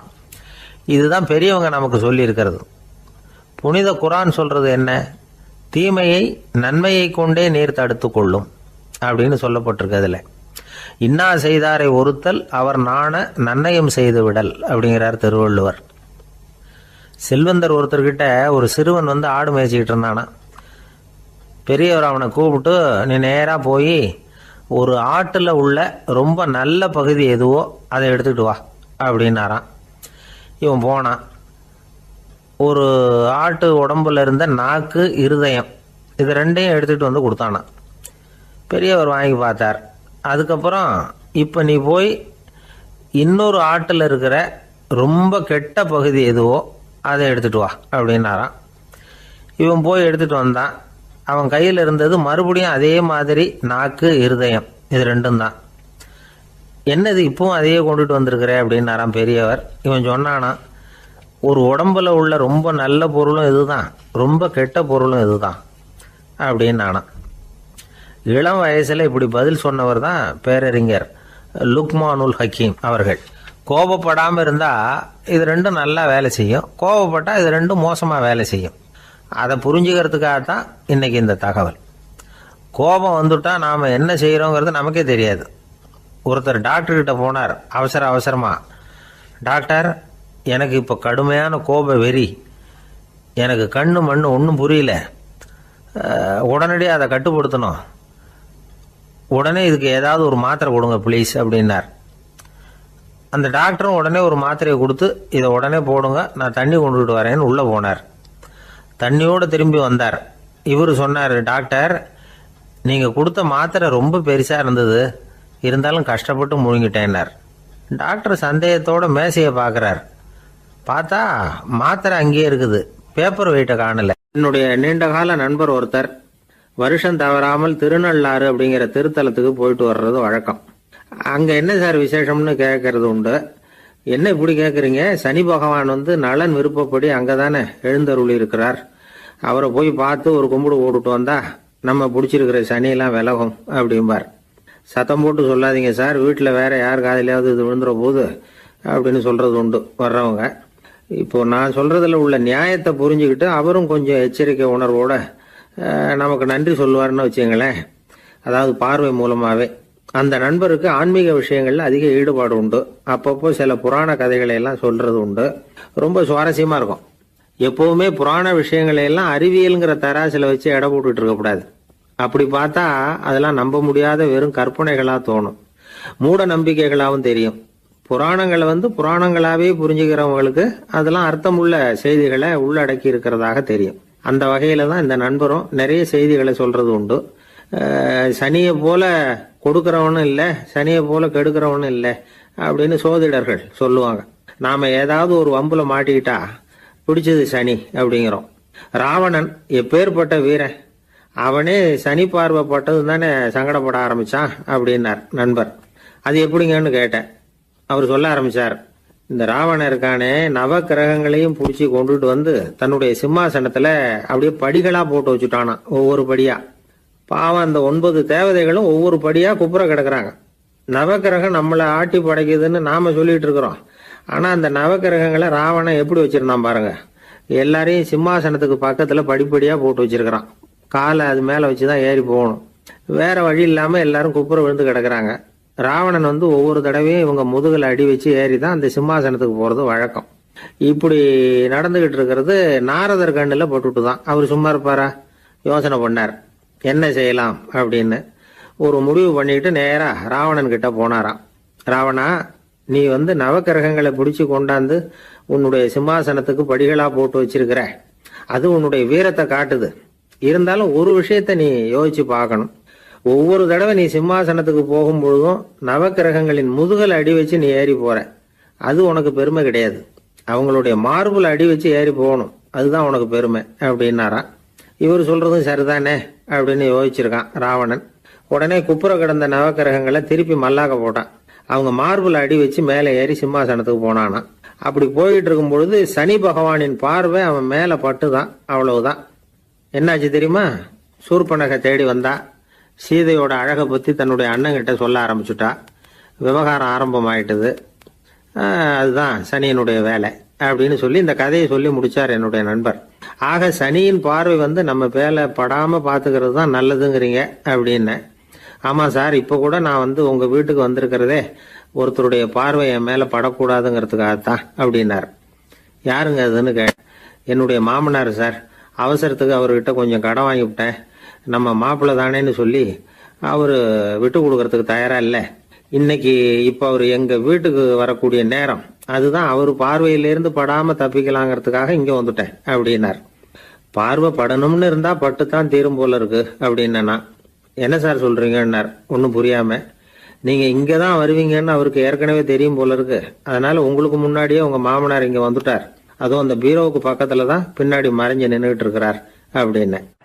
அசோக மன்னர் வந்துகிட்டு இருக்கார். அவருடைய ஆலோசகர்கள் எல்லாம் பக்கத்துல வந்துகிட்டு இருக்கிறாங்க. அந்த சமயத்துல எதிரில் ஒரு புத்த பிக்ஷு வர்றார். அசோகர் பார்க்கிறார். ஓடி போய் அவர் காலில் விழுந்து வணங்குறார். அசோக மன்னரின் தலை அந்த புத்த துறவியின் பாதத்துல பட்டுக்கிட்டு இருக்கு. பக்கத்துல நின்றுகிட்டு இருந்த அமைச்சருக்கு இது ரொம்ப சங்கடமா போச்சு.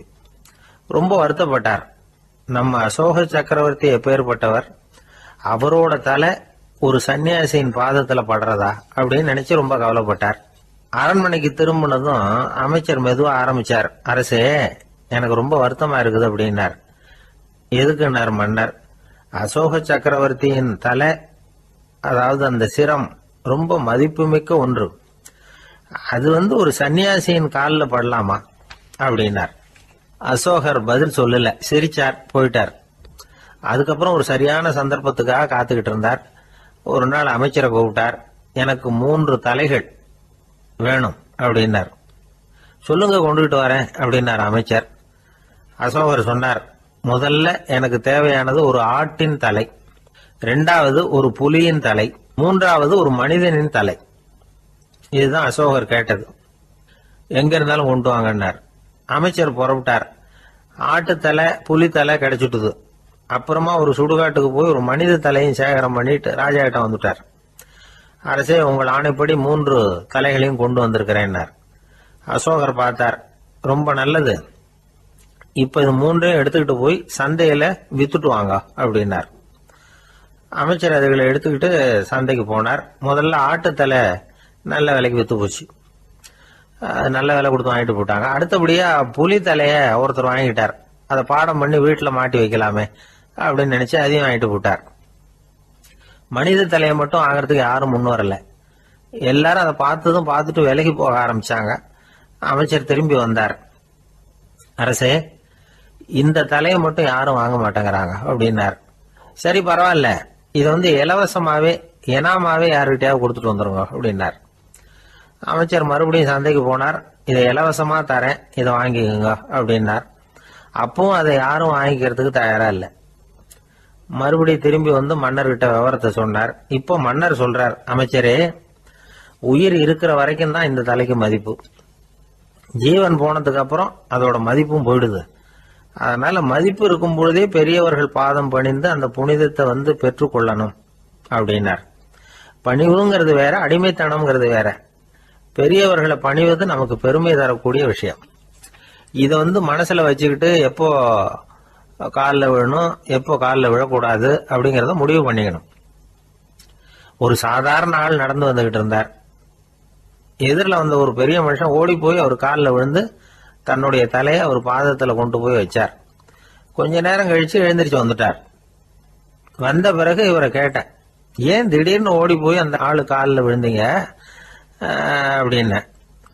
அவர் போட்டிருக்கிறது என்னோட காணாம போன செருப்பான்னு கண்டுபிடிக்கிறதுக்காக அப்படி விழுந்தேன் அப்படின்னார். வாழ்க்கையில் சில சந்தர்ப்பங்களில் நாம் சில அவமானங்களை சந்திச்சே தீர வேண்டியிருக்கு. என்ன பண்ணுறது, காலம் அப்படி. அவமானப்படுறவங்க உடனே அடங்கி போயிடுறது தான் உலக வழக்கம். அவமானப்பட்டால் உடனே சீறி எழறவங்களும் உண்டு. ஆனால் அதையே ஒரு சவாலாக எடுத்துக்கிட்டு முன்னுக்கு வர்றவங்களும் சில பேர் இருக்கிறாங்க. அவங்க ரொம்ப அபூர்வம். இன்றைக்கி மனோதத்துவ நிபுணர்கள்லாம் என்ன சொல்கிறாங்க தெரியுமா? அவமானப்பட்டுட்டா உடனே அடங்கி போயிடக்கூடாதான். அதையே ஒரு சவாலாக எடுத்துக்கிட்டு மனசில் ஒரு வைராக்கியத்தோடு முயற்சி பண்ணினா வாழ்க்கையில் எல்லாரும் முன்னேறலாமா. அவமானங்கிறத நாம் வைராக்கியமாக மாற்றிக்கணும். அதுதான் வெற்றிக்கு வழி. ராமர் இந்த பூமியில் பிறந்ததே ஒரு வைராக்கியத்தினால தான் சார் அப்படின்னார் ஒருத்தர். எப்படிங்க அது அப்படின்னு கேட்டேன். அவர் சொன்னார், தசரதருக்கு ராமர் குழந்தையா பிறக்கணும், அப்போ தான் இங்கே இருக்கிற கஷ்டங்கள்லாம் நீங்கும் அப்படின்னு சர்வ லோகமும் எதிர்பார்த்துக்கிட்டு இருக்குது. ஆனால் அவர் எப்போ பிறப்பார் அப்படின்னு யாருக்கும் தெரியல. அந்த காரியம் சீக்கிரம் நடக்கணுமே, அதுக்கு என்ன பண்ணுறது? நாரதர் வந்தார் ஒரு நாள் தசரதரை தேடி. தசரதா, உனக்கு ஒரு செய்தி தெரியுமான்னு ஆரம்பித்தார். அவர் எப்பவும் இப்படித்தானே ஆரம்பிக்கிறது வழக்கம். என்ன விஷயம்னு கேட்டார் தசரதர். தசரதா, நீ அடிக்கடி உன்னோட தேரில் ஏறிக்கிட்டு தேவலோகத்துக்கு போகிற, அங்கே போகிற வர்ற எல்லாம் பண்ணிகிட்டு இருக்க, எல்லாம் சரி. தேவலோகத்துலேயும் உன்னை நல்லபடியாக தான் வரவேற்கிறாங்க. தேவேந்திரன் உன்னை பிரியமாக அழைச்சிட்டு போய் தன்னுடைய அரியாசனத்திலேயே தனக்கு பக்கத்திலேயே உட்கார வைக்கிறான். நீயும் சந்தோஷமாக உட்காந்து பேசிவிட்டு வந்துடுற. ஆனால் நீ இங்கே வந்ததுக்கு அப்புறம் அங்கே என்ன நடக்குது தெரியுமா உனக்கு அப்படின்னாரான் நாரதர். என்ன நடக்குது எனக்கு ஒன்றும் தெரியலையே அப்படின்னாரான் தசரதர். நாரதர்கிட்ட கிட்டத்தில் வந்து கேட்டிருக்கார், கொஞ்சம் சொல்லுங்கள் என்னது அப்படின்னு. அவர் நெருங்கி வந்தாரான் நாரதரும். மெதுவாக அவர் காதோட காதாக சொன்னாராம். அதாவது நம்ம பாஷையில் சொல்லப்போனால் பற்ற வைக்கிறார். நீ அங்கே தேவேந்திரங்கிட்ட உட்காந்து பேசிவிட்டு வந்த பிறகு நீ அங்கே உட்காந்துருந்த அரியாசனத்தை தண்ணி ஊற்றி கழுவி சுத்தப்படுத்துகிறாங்க. நீ என்ன அந்த அளவுக்கு சுத்தம் இல்லாத ஆளா, தினம் குளிக்காமையாக இருக்கிற அப்படின்னாராம். தசரதருக்கு இது ரொம்ப அவமானமாக போயிட்டுது. அப்படியே செய்கிறாங்க அப்படின்னாராம். ஆமாம், நீ வேணும்னா நான் சொல்கிறது உண்மையா இல்லையா அப்படின்னு சோதனை பண்ணி பார்த்துக்கோ அப்படின்னாரான் நாரதர். உடனே தசரதர் இதுக்காகவே புறப்பட்டு தேவலோகம் போனார். அங்கே வழக்கம் போலவே இவரை கூப்பிட்டு உட்கார வச்சு பேசிக்கிட்டு இருந்தான் தேவேந்திரன். கொஞ்ச நேரம் பேசிக்கிட்டு இருந்துட்டு சரி நான் கிளம்புறேன்னு புறப்பட்டார். சரி, அவனும் வாசல் வரைக்கும் வந்து வழி அனுப்பி வச்சுட்டு உள்ளே போயிட்டான். தசரதர் வெளியில் கொஞ்ச நேரம் மறைஞ்சி இருந்துட்டு மெதுவாக உள்ளே எட்டி பார்த்தார் என்ன நடக்குதுன்னு. நாரதர் சொன்னது உண்மைதான். தசரதர் உட்காந்துருந்த ஆசனத்தை அங்கே 2 தேவர்கள் கழுவி சுத்தப்படுத்திக்கிட்டு இருக்கிறாங்க. தசரதரால் இதை தாங்கிக்க முடியல. அவருக்கு ரொம்ப அவமானமாக போச்சு. நேராக கிடுகிடுன்னு தேவேந்திரங்கிட்டே போனார். நான் உட்காந்துருந்த இருக்கையே சுத்தம் பண்ணுறியே, நான் என்ன அந்த அளவுக்கு பாவியா அப்படின்னு கேட்டார். ரொம்ப கோபமாக கேட்டார். தசரதரே, மனுஷனுக்கு 3 கடன்கள் உண்டு. தேவ கடன், ரிஷி கடன், பித்ரு கடன். இதை தீர்க்காதவன் பாவியாகிறான். இதில் மகனை பெறுவதால் தான் பித்ரு கடன் தீரும். உனக்கு மகன் கிடையாது, அதனால் நீ பாவி ஆகிற. பாவி உட்கார்ந்துருந்த இடம்ங்கிறதுனால அதை சுத்தம் செய்ய வேண்டியது எங்கள் கடமை அப்படின்னு நானும் தேவேந்திரன். இந்த இடத்துல தசரதருக்கு ஏற்பட்ட அவமானம் ஒரு வைராக்கியமாக மாறிச்சு. தேவேந்திரனே கேட்டுக்கோ, ஒரு மகனை பெற்ற பிறகு தான் இந்த சபையில் மறுபடியும் அடி எடுத்து வைப்பேன் அப்படின்னு சொல்லிவிட்டு போயிட்டாரான். போய் புத்திர காமேஷ் யாகம் பண்ணார். புத்திரர்கள் பிறந்தார்கள். இந்த கதையில் உள்ள கருத்து என்னன்னா, தேவேந்திரன் தசரதரை அப்படி அவமானப்படுத்தலைன்னா அவருக்கு இப்படி ஒரு வைராக்கியம் பிறந்திருக்குமா யோசிச்சு பார்க்கணும். நமக்கு ஏற்படுகிற சில அவமானங்களையும் வைராக்கியமாக மாற்றிக்குவோம். அப்படி மாற்றிக்கிட்டோம்னா வாழ்க்கையில் வந்து முன்னேறலாம். நம்ம ஆளுங்க சில பேர் அவமானத்தை வந்து வைராக்கியமாக மாற்றிக்கிறது எப்படி தெரியுமா? நம்மகிட்ட ஒரு பையன் சொன்னான், எங்கள் அப்பா என்னை எல்லாருக்கும் முன்னாடி வச்சு திட்டிவிட்டார், பொறுப்பு இல்லாமல் ஊர் சுற்றுறேன்னு சொல்லி அவமானப்படுத்தி விட்டார். இனிமேல் நீ என் முகத்திலேயே முழிக்காதரா போடான்னு வேற சொல்லிவிட்டார். எனக்கு ரோஷம் வந்துட்டுது. அந்த அவமானத்தை வைராக்கியமாக மாற்றிக்கிட்டேன். அன்னையிலேருந்து அவர் முகத்திலேயே முழிக்கிறது இல்லை அப்படின்னா. அப்படியான்னு கேட்டோம்.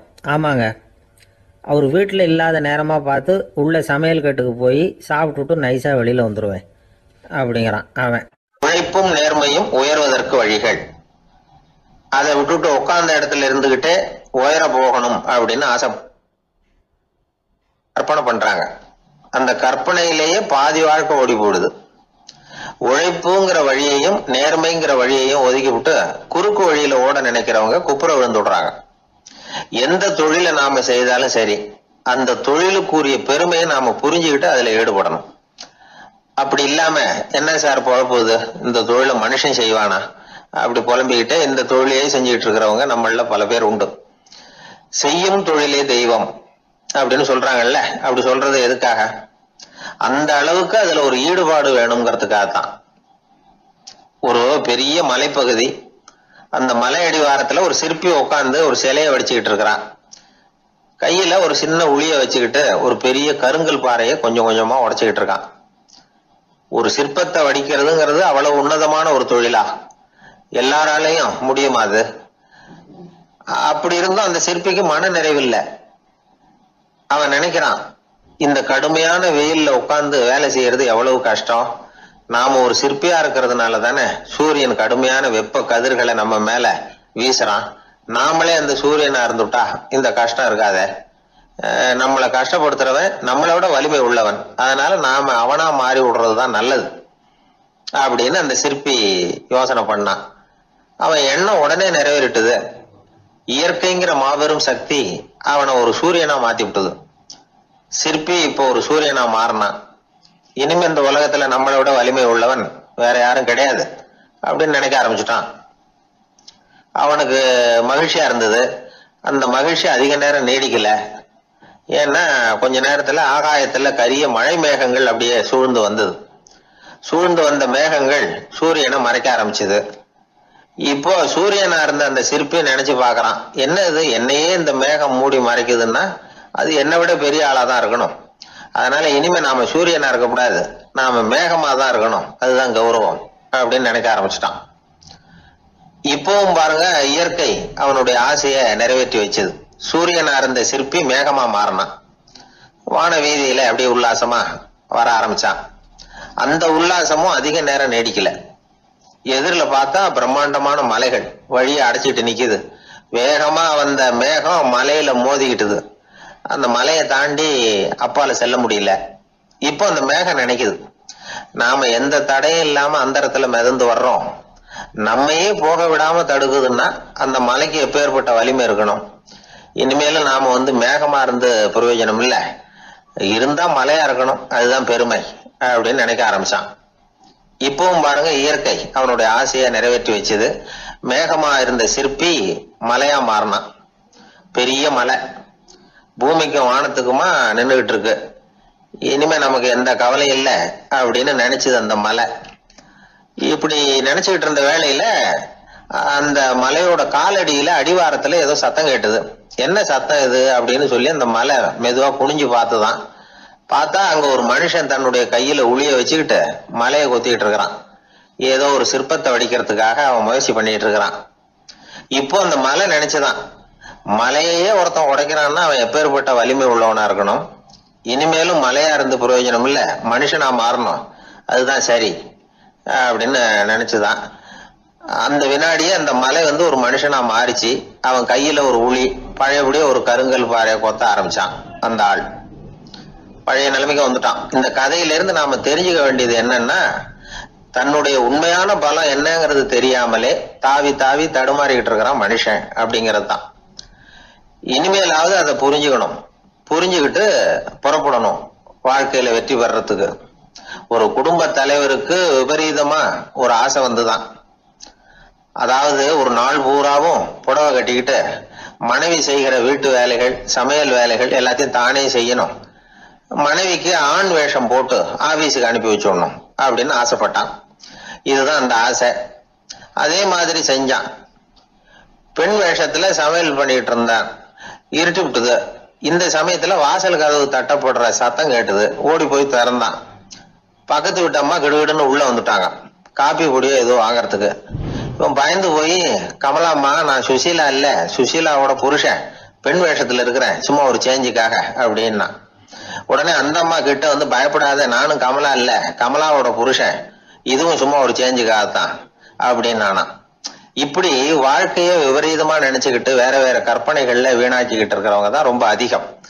நாம அதுவா மாறணும்னு நினைக்கிறது தப்பு. நாம இருக்கணும் அப்படின்னு நினைக்கிறது தான் உண்மை, அதுதான் சரி. அந்த சிற்பி என்னென்னோ கற்பனை பண்ணி கடைசியில மறுபடியும் சிற்பியாகவே சேர்ந்தான் பாருங்க. அதனால நம்முடைய உண்மையான பலம் என்ன அப்படிங்கறத தெரிஞ்சுக்கிட்டு நடந்துகிட்டோம்னா வாழ்க்கையில எப்பொழுதும் வெற்றி நிச்சயம். ஒரே ஒரு ஊர்ல ஒரு பாதிரியார் இருந்தார். ரொம்ப நாள் சந்தோஷமா வாழ்ந்தார். ஒரு நாள் அவர் மடத்து சமையல் அறையில பாத்திரங்களை கழுவி துலக்கி சுத்தப்படுத்திக்கிட்டு இருந்தார். அந்த சமயத்துல ஒரு தேவ தூதன் அவர் முன்னாடி நின்னான். இவர் நிமிர்ந்து பார்த்தார். ஆண்டவர் என்னை உங்ககிட்ட அனுப்பியிருக்கிறார், பரலோகத்தில் வாசம் செய்யறதுக்கு உங்களுக்கு நேரம் வந்துட்டுது அப்படின்னு அந்த ஆள். ஆண்டவருக்கு என்னோட ஞாபகம் வந்ததுக்கு நன்றி. ஆனாலும் இப்போ இங்கே நீயே பாரு, எவ்வளவு பாண்டங்கள் பாக்கி இருக்கு, இவ்வளவையும் நான் சுத்தப்படுத்த வேண்டியிருக்கு. நான் நன்றி கெட்டவனாக இருக்க விரும்பலை. இந்த பணியை முடிக்கிற வரைக்கும் என்னுடைய பரலோக வாழ்வை தள்ளி வைக்க முடியுமா? நீ என்ன நினைக்கிற அப்படின்னு கேட்டார். தேவதூதன் தனக்கே உரிய விவேகத்தோட அன்போட பாதிரியாரை பார்த்தான். சரி, என்ன செய்யலாம்ங்கிறத அப்புறம் சொல்கிறேன் அப்படின்னு சொல்லிவிட்டு புறப்பட்டு போயிட்டான். ஒரு நாள் அந்த பாதிரியார் தோட்டத்தில் உள்ள களைகளை எல்லாம் ஒரு களை கொத்தியால் கொத்தி களை எடுத்துக்கிட்டு இருக்கிறார். அந்த சமயத்தில் இந்த தேவதூதன் மறுபடியும் அவர் முன்னாடி நிற்கிறான். பாதிரியார் பார்த்தார். இதை பாரு, இந்த தோட்டம் பூராவும் எவ்வளவு களை மண்டி கிடக்கு, பரலோகம் கொஞ்ச காலம் எனக்காக பொறுத்திருக்கலாம்னு நீ நினைக்கிறியா அப்படின்னு கேட்டார். தேவதூதன் சிரிச்சுக்கிட்டே மறுபடியும் மறைஞ்சிட்டான். மறுபடியும் அவர் களை எடுக்கிறது, தானிய களஞ்சியத்துக்கு வர்ணம் பூசுறது, இப்படிப்பட்ட வேலைகளில் ஈடுபட்டிருக்கார். இன்னொரு நாள் ஒரு மருத்துவமனையில் நோயாளிகளை கவனிச்சுக்கிட்டு ரொம்ப தீவிரமாக இருக்கிறார் அந்த பாதிரியார். ஒரு நோயாளியோட தாகத்துக்கு தண்ணீர் கொடுத்துட்டு நிமிர்ந்து பார்க்குறப்போ தேவதூதன் மறுபடியும் அவர் முன்னாடி வந்து நிற்கிறான். இந்த தடவை பாதிரியார் தன்னலமற்றவராக பேரன்பை காட்டக்கூடிய வகையில் தன்னுடைய 2 கைகளையும் உயர்த்தியபடி தேவதூதனின் கவனத்தை வந்து பிணியால் வாடக்கூடிய நோயாளிகளின் பக்கம் திருப்பினாராம். தேவதூதன் ஒன்றும் சொல்லலை, மறைஞ்சிட்டான். அன்னைக்கு சாயந்தரம் பாதிரியார் வந்து மடத்தில் உள்ள தன்னுடைய அறைக்கு போய் இளைப்பாறினார். யோசிச்சு பார்த்தார். தேவதூதனையும் தேவதூதனின் விருப்பத்தையும் பல நாள் தள்ளி போட்டு வந்ததையும் அவர் ரொம்ப நினச்சி பார்த்தார். திடீர்னு தான் வந்து முதுமை அடைகிறதையும் சோர்வு அடைகிறதையும் உணர்ந்தார். ஆண்டவரை நினைச்சார். ஆண்டவரே, உம்முடைய தூதனை மறுபடியும் என்கிட்ட அனுப்புனா நான் சந்திக்கிறதுக்கு ஆவலாக இருக்கேன் அப்படின்னு சொல்கிறப்பவே தேவதூதன் பக்கத்தில் வந்து நின்னான். பாதிரியார் நிமிர்ந்து பார்த்தார். நீ இப்போவே என்னை அழைச்சிக்கிட்டு போக விரும்பினா நான் பரலோகத்துக்கு வர்றதுக்கு தயாராக இருக்கேன்னார். தேவதூதன் அந்த பாதிரியாரை அன்போடவும் விவேகத்தோடவும் பார்த்து, நீங்கள் வந்து என் கூட பரலோகத்துக்கு வர்ற தயாராக இருக்கிறதா சொல்கிறீங்க, ஆனால் நீங்கள் இதுவரைக்கும் வேற எங்கே இருந்ததா நினைக்கிறீங்க அப்படின்னானு. அப்படின்னா இதுவரைக்கும் இருந்த இடம் தான் பரலோகம் அப்படிங்கிறத உணர்த்தியிருக்கிறான். பரலோகம்னா என்னன்னு புரிஞ்சுக்கிறதுக்கு இந்த சம்பவம் நமக்கு உதவியாக இருக்குது. தொண்டு செய்கிறத விட பெரிய செயல் வேற எதுவும் இருக்க முடியாது. அது நம்ம மனசுக்கு கொடுக்குற சுகத்தை வேற எதுவும் கொடுக்க முடியாது. நாம் தொண்டு செய்கிற இடம் தான் அந்த புண்ணிய இடம். ஆனால் இந்த காலத்துல எல்லாம் நாம் வந்து தொண்டு செய்யணும்னு நினச்சி ஏதாவது ஆரம்பித்தா கூட அதை ஒரு மாதிரியாக சுற்றி நின்று வேடிக்கை பார்க்க ஆரம்பிச்சிடுறாங்க. ஒரு பெரியவர் அப்படித்தான் ஒரு தொண்டு செஞ்சுக்கிட்டு இருந்தார். ஒரு கோவில் கட்டிக்கிட்டு இருந்தாங்க. அதில் ஒரு இடத்துல ஒரு பலகையை வச்சு ஆணி அடிக்கிற வேலையை செஞ்சுக்கிட்டு இருந்தார் அந்த பெரியவர். ஒரு சின்ன பையன் அதை ரொம்ப ஊக்கமாக அக்கறையாக கவனிச்சுக்கிட்டு இருந்தான். பெரியவர் இதை கவனித்தார். என்னப்பா பார்க்குற, உனக்கும் இது மாதிரி தொண்டு செய்யணும்னு ஆசையாக இருக்கா அப்படின்னு கேட்டார். அதுக்கு அந்த பையன் சொல்கிறான், அப்படி இல்லைங்க, நீங்கள் ஆணி அடிக்கிறப்போ கையில் சுத்தியால் அடிச்சுக்கிட்டா எப்படி துடிப்பீங்க, எப்படி கத்துவீங்கன்னு தெரிஞ்சுக்கிறதுக்காக அதை பார்க்கணும்னு ஆசை, அதுக்காக தான் காத்துக்கிட்டு இருக்கேன் அப்படின்னு நான். இந்த உலகத்துல உண்மையாவே வேதாந்தம் பேசுறவங்களும் உண்டு, உள்ளுக்குள்ள வேற மாதிரி இருந்துகிட்டு வெளியில வேதாந்தம் பேசுறவங்களும் உண்டு. ஒரு ஆள் இருந்தார். அவரு ஒரு கடை வச்சு வியாபாரம் பண்ணிக்கிட்டு இருந்தார். மகா கஞ்சன், யாருக்கும் எந்த உதவியும் செய்ய மாட்டார். எச்சில் கையென்ன ஈர கையை கூட உதற மாட்டார். அப்படிப்பட்ட மனுஷன். அந்த ஊருக்கு ஒரு முனிவர் வந்துகிட்டு இருந்தார். வருஷத்துக்கு ஒரு தடவை வருவார். ஒரு நாள் 2 நாள் இருப்பார், அப்புறம் போயிடுவார். அந்த முனிவர் வர்றப்போலாம் இந்த ஆள் எழுந்திரிச்சு ஓடி போய் அவரை வரவேற்பான். ரொம்ப பெரிய வேதாந்தி மாதிரி அவர்கிட்ட பேசிக்கிட்டு இருப்பான். காயமே இது பொய், வெறும் காற்றடைத்த பையும்மா, சருமம் தலைகாக்கும்மா. பணம் என்ன சார் பணம், இன்னைக்கு ஒருத்தன் கையில் இருக்கும், நாளைக்கு ஒருத்தன் கையில் இருக்கும், எல்லாம் மாயம். எனக்கு தான் இன்னமும் இந்த சம்சார பந்தத்திலிருந்து விடுபடுறதுக்கு நேரம் வரலேம்பா. அந்த முனிவரும் இந்த ஆள் இப்படி சொல்றதை கேட்ட உடனே, ஏப்பா அப்படி சொல்ற, இப்போ கூட நீ சரின்னு சொல்லு, உனக்கு தீட்சை கொடுத்து இதுல இருந்து விடுபடுற ஞானத்தை போதிக்கிறேன் பார். உடனே அந்த ஆள் என்ன சொல்லுவான் தெரியுமா, ஐயோ சாமி, இப்போ அது எப்படிங்க முடியும், பிள்ளைங்கள்லாம் சின்ன சிறுசுங்க, அதுகளுக்கெல்லாம் ஒரு கல்யாணம் காட்சின்னு செஞ்சு கடமையை முடிச்சுட்டா நீங்க சொல்றபடி செஞ்சு விடலாமா. சரின்னு முனிவர் போயிடுவார். அடுத்த வருஷம் வருவார். இவன் வழக்கம் போல வேதாந்தம் பேசுவான். சரி தீட்சை கொடுக்குறேன் வாம்பார். பேரம்பேத்தியை பார்க்கணும், கோர்ட்டில் கேஸ் ஒன்று இருக்குது, அது முடியணும் அப்படின்னு தயங்க ஆரம்பிச்சிருவான். எல்லாம் சொல்லுவான், ஆனால் குடிக்கிறதுக்கு தண்ணி கூட கொடுக்க மாட்டான். ரொம்ப வருஷம் கழித்து மறுபடியும் ஒரு நாள் அந்த ஊருக்கு முனிவர் வந்தார். இவன் கடைக்கும் வந்தார். அப்புறம் அங்கே கல்லாவில் நம்ம ஆள் இல்லை, அவன் புள்ள தான் உட்காந்துருக்கிறான். அப்பாவை போலவே புள்ளையும் எழுந்திரிச்சு ஓடியாந்து முனிவரை வரவேற்றான். அப்பா எங்கன்னு விசாரிச்சார் முனிவர். ஐயோ அதை ஏன் கேட்குறீங்க சாமி, உங்ககிட்ட தீட்சை வாங்கி இந்த சம்சார பந்தத்திலேருந்து விடுதலை பெறணும்னு சொல்லிக்கிட்டே இருப்பார், அது நிறைவேறாமலே போய் சேர்ந்துட்டார். போன மாதம் ஒரு நாள் திடீர்னு நெஞ்சு வலிக்குதுன்னார், அவ்வளவுதான் போட்டுன்னு போயிட்டார் அப்படின்னு புலம்புனான் பையன். இதை கேட்டதும் முனிவர் சிரிச்சாரான். அவன் எங்கடா போவான், உன் அப்பா எங்கேயும் போகல, இதோ வாழை ஆட்டிக்கிட்டு உன் காலடியிலே இருந்துகிட்டு இருக்கான் பார் அப்படின்னு சொல்லி அங்கே நின்றுக்கிட்டு இருந்த ஒரு நாயை சுட்டி காட்டினாரான். என்ன சாமி சொல்றீங்க அப்படின்னு ஆச்சரியமாக கேட்டிருக்கான் பையன். உடனே முனிவர் அந்த நாயோட தலையில் ஒரு தட்டு தட்டி பேசுறா அப்படின்னாரான். உடனே அந்த நாய் வந்து வேதாந்தம் பேச ஆரம்பிச்சுட்டு தான், காயமே இது போய் வெறும் காற்றடைத்த பை அப்படின்னு தான். முனிவர் சொன்னார், அடே இப்போவும் ஒன்றும் கெட்டு போகல, நீ விரும்புனா சொல்லு, உனக்கு தீட்சை கொடுத்து என் பின்னாடியே அழைச்சிட்டு போயிடுறேன், அங்கே அழைச்சிட்டு போய் உனக்கு ஞானத்தை போதிக்கிறேன், வர்றியா அப்படின்னு கேட்டிருக்காரு. உடனே அந்த நாய் சொல்லிச்சான், ஐயோ அதை ஏன் கேட்குறீங்க சாமி, நான் உண்ணாமல் தின்னாமல் ஏராளமான சொத்து சேர்த்து வச்சுட்டேன். என் பிள்ளைங்க அதோட பெருமை தெரியாமல் ராத்திரி நேரம்லாம் கதவை திறந்து போட்டுட்டு தூங்கிடுவாங்க. அதனால் இப்படி நாயாக பிறந்து ராத்திரி பகலாக சுற்றி சுற்றி வந்து காவல் காத்துட்டு கிடக்கிறேன். இப்போ எப்படி சாமி வர முடியும் அப்படின்னு கேட்டுதான். அறியாமையிலேயே சுகம் கண்டு இப்படி இருக்கிற ஆளுங்களுக்கு எப்படி விடுதலை கிடைக்கும், எப்போ விடுதலை கிடைக்கும் அப்படின்னு கேட்குறார் தசாவதானி, திருக்குறள் பேர் ராமையா. அவர் கேட்குறது நியாயம் தானே. இந்த காலத்து பையன் ஒருத்தன் அப்பா கிட்ட சொன்னான், அப்பா இன்னைக்கு நான் 1 ரூபா மிச்சப்படுத்தி விட்டேன் அப்படின்னு. நானும் அப்படியா, என்னடா பண்ணேன்னு கேட்டிருக்காரு அப்பா. டவுன் பஸ்ஸில் ஏறாமல் அது பின்னாடியே ஓடியாந்தேன், 1 ரூபா மிச்சம் தானே அப்படின்றான். அட பாவி, ஒரு ஆட்டோ பின்னாடி ஓடியாந்துருந்தா 10 ரூபா மிச்சமாயிருக்குமே, வேஸ்ட் பண்ணிட்டியே அப்படின்னா. ஒரு சீன தேசத்து அரசர் இருந்தார். அவருக்கு வயசாயிட்டுது. அவருக்கு அடுத்தபடியாக அவருடைய புள்ள பட்டத்துக்கு வரணும், ஆட்சி பொறுப்பை ஏற்றுக்கணும்.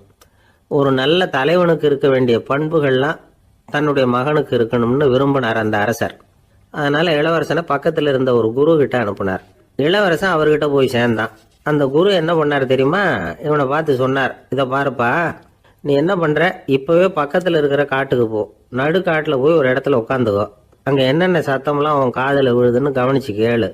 உன் காதில் விழுந்த ஓசைகள் என்னென்னங்கிறத என்கிட்ட வந்து சொல்லு, அதுதான் எனக்கு தெரியணும், உனக்கு வேலையும் அதுதான் அப்படின்னு சொல்லி அனுப்பி வச்சுட்டார். இளவரசன் காட்டுக்கு போனான். குரு சொன்னபடியே ஒரு இடத்துல உட்காந்து கவனித்து கேட்டான். அதுக்கப்புறம் குரு கிட்ட திரும்பி வந்தான். என்னென்ன சத்தம்லாம் கேட்ட அப்படின்னு கேட்டார் குரு. குருவே, காட்டில் நான் பறவைகள் சத்தம்லாம் கேட்டேன், மிருகங்களின் ஓசையையும் கேட்டேன், இதை தவிர இடி மின்னல் மழை இதுகளோட சத்தத்தையும் கேட்டேன் அப்படின்னா. குரு யோசனை பண்ணார், நீ இன்னமும் சரியாக கேட்கல, அதனால் மறுபடியும் காட்டுக்கு போ, கொஞ்ச நாள் தங்கியிருந்து கேட்டுட்டு வா அப்படின்னார். இளவரசனுக்கு ஒன்றும் புரியல. இருந்தாலும் குருவின் கட்டளையாச்சே, மறுக்க முடியுமா? உடனே அவன் மறுபடியும் காட்டுக்கு போனான். ஒரு இடத்துல உட்காந்தான். கொஞ்ச நேரம் உன்னிப்பாக கவனித்து கேட்டான். சில நாள் கழித்து குரு கிட்ட திரும்பி வந்தான். குருவே, இந்த தடவை சில துல்லியமான சத்தங்களை எல்லாம் கேட்டான். தேனி பறக்கிற சத்தம், நீரோடையின் மெல்லிய ஓசை, இதெல்லாம் கேட்டேன்னா. குரு சிரிச்சார். நீ மறுபடியும் காட்டுக்கு போ, இன்னும் சில நாள் அங்கே இரு, முழுமையாக கவனமாக கேட்டுக்கிட்டு வா அப்படின்னு சொல்லி அனுப்பி வச்சுட்டார். இளவரசனுக்கு குழப்பம் அதிகமாயிட்டுது. ஒன்றுமே புரியல. மறுபடியும் காட்டுக்கு போனான். மௌனமாக ஒரு இடத்துல உட்காந்துட்டான். அப்படியே தியானத்தில் ஆழ்ந்துட்டான். சில நாளில் அவனுக்கு இதுவரை கேட்காத ஓசைகள்லாம் கேட்க ஆரம்பிச்சிட்டுது. இதைத்தான் நான் கேட்கணும்னு என்னுடைய குரு எதிர்பார்த்துருக்கிறாருங்கிறத புரிஞ்சுக்கிட்டான். உடனே குரு கிட்ட ஓடனான். குருவே, இந்த தடவை காதுகளுக்கு கேட்க முடியாத சில ஓசைகளை கூட என்னால் உணர முடிஞ்சுது. பூ மலருகிற ஓசை, சூரியனால் பூமி சூடாகிறப்போ எழுகிற ஓசை, காலை பனித்துளி இந்த புல்லுலாம் குடிக்கிற ஓசை, இது எல்லாம் என்னால் நல்லா கேட்க முடிஞ்சுது அப்படின்னா. குருவுக்கு இப்போதான் திருப்தி ஏற்பட்டுதான். இளவரசனை பார்த்து சொன்னார், இதை பாருப்பா, இப்போதான் நாட்டை ஆளுகிற தகுதி உனக்கு வந்திருக்குது அப்படின்னு சொல்லி அதுக்கு விளக்கமும் கொடுத்தாராம். எந்த அரசன் தன்னுடைய மக்களின் எதையும் பேசுகிற மௌன மொழியை, மௌன வார்த்தைகளை கேட்குறானோ அவன் தான் ஆள தகுதி உள்ளவன். எந்த அரசன் தன்னுடைய மக்களின் உணர்ச்சிகளை உண்மையாக உணர்றானோ அவன் தான் முதன்மையான அரசன். போலி வார்த்தைகளை மட்டும் கேட்டுட்டு பல மௌன ராகங்களை காதில் வாங்கிக்காதவன் அரசனே இல்லை. எந்த நாட்டில் எப்போ ஒரு அரசன் தன்னுடைய மக்களின் உணர்ச்சிகளை கேட்க மறுக்கிறானோ அன்னையிலிருந்தே அந்த நாடு அழிய தொடங்குது அப்படின்னு அர்த்தம். இதுதான் அந்த குரு இளவரசனுக்கு போதிச்சது. வாயால் பேசுறத மட்டும் கேட்டு ஏமாறக்கூடாது, உணர்ச்சிகளையும் கேட்கறதுல தான் மனப்பக்குவம் உண்டாகும். மக்கள் உணர்ச்சிகளை புரிந்து கொள்ளாத அரசர்கள் நீடிச்சிருக்க முடியாது. அது மாதிரி நாடுகளில் அடிக்கடி குழப்பம் வந்தால் உண்டாகும். அப்படி இருந்தால் அடிக்கடி ஆட்சி மாறிட்டு இருக்கும். அப்படிப்பட்ட ஒரு தேசம், அங்கே ஒரு சிறைச்சாலையில் 3 கைதிகள் பேசிக்கிட்டு இருந்தாங்க. ஒருத்தன் சொன்னான், நான் இந்த நாட்டு ராஜாவை எதிர்த்து பேசிக்கிட்டு இருந்தேன், அதனால் என்னை பிடிச்சி கொண்டாந்து இங்கே போட்டுட்டாங்க அப்படின்னு நான் ஒருத்தன். இன்னொருத்தன் சொன்னான், நான் இந்த நாட்டு ராஜாவை ஆதரித்து பேசிக்கிட்டு இருந்தேன், அதனால் என்னை பிடிச்சி கொண்டாந்து இங்கே தள்ளிவிட்டாங்க அப்படின்னு.